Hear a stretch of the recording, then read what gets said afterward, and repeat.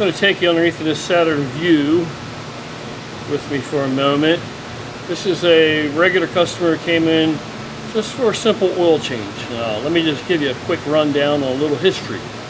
He regularly came here for oil changes until the last oil change.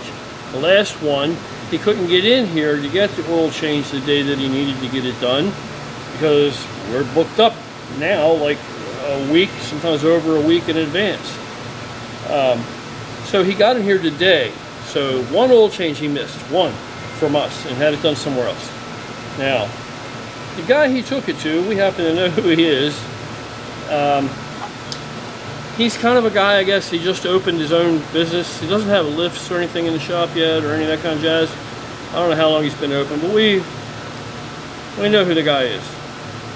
And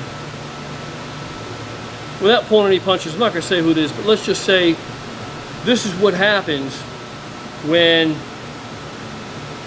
a guy that has been working in his backyard, or I don't know where the hell they've been working, or thinks he can turn wrenches. Why would you do something poorly when you have nothing but difficulty the whole time you're trying to do it, however long you've been trying to do it? Why wouldn't you move on and do something you're really good at? Anyway, just because a person can hack together something in his backyard on his own vehicle and the car still runs, that doesn't mean it's a far cry from having the knowledge and the competence to be able to charge people to fix their car. There's things I might do to my beater, you know, just my car back and forth to work, that I certainly am not going to do to a customer's car that I'm charging. See, that's the thing a lot of people don't understand. When you charge for the work, you have to deliver professional quality, and you have to stand behind it. Of what you get when you mix incompetence with a person who is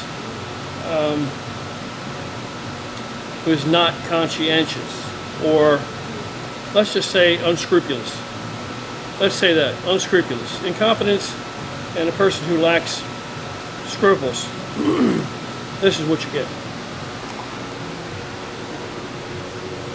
Let me show you, see if you can see this. Can you see this?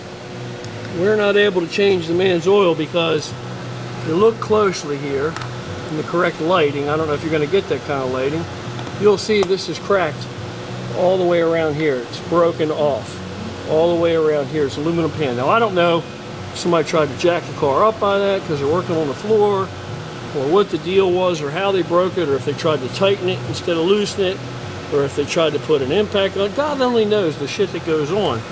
It wouldn't surprise me any of the above. So it's leaking, and somebody has tried to cover that up, what they've done to it. You see the crack going all the way around it? It's broken all the way around, right?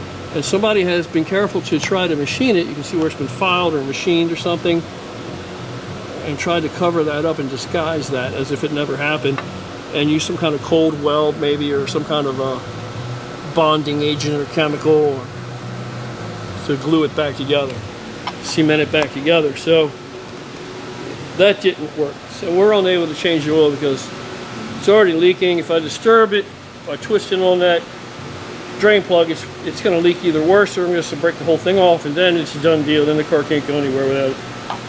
Fairly major repair because of the expense. It's a V6 engine. Exhaust has to come off. Oil pan would have to be replaced, etc., etc., etc. Unless you were going to try to take it off to TIG it or something, and you might as well just pay for the oil pan. They don't cost that much, really.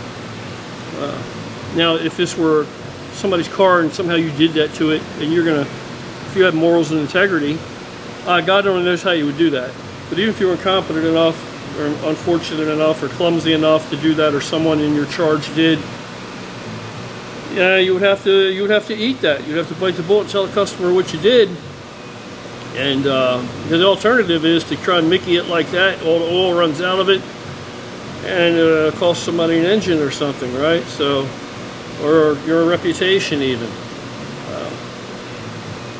Yeah. So the real thing is it needs to have an oil pan replaced. Now he's called the person, informed them of what the story is, how it was found, and he said to bring it to him. He's going to take care of it. So I don't know what that means, but my opinion is the oil pan should be replaced. You break that off of there, we would have to, if I did that, the man we would replace his oil pan and whatever gaskets in between that were affected when we dropped the exhaust, etc., etc.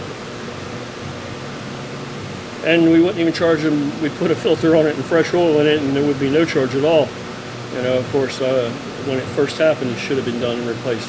That's what a principled mechanic, technician would have done. He would have fixed that. Or he would have told the customer he did it anyway. He would have manned up and said he did it. And maybe TIG it or something if that was a possibility. I would just replace it myself. It's the only way I could absolutely be sure it's not going to leak there again if I had done that. So anyway, a lot of that goes on, that kind of stuff. I've seen a lot of this kind of stuff, but that's one of the worst cases I've seen for a long time, so just wanted to share that with you. Be careful where you take your vehicle, and be careful who you put your trust in.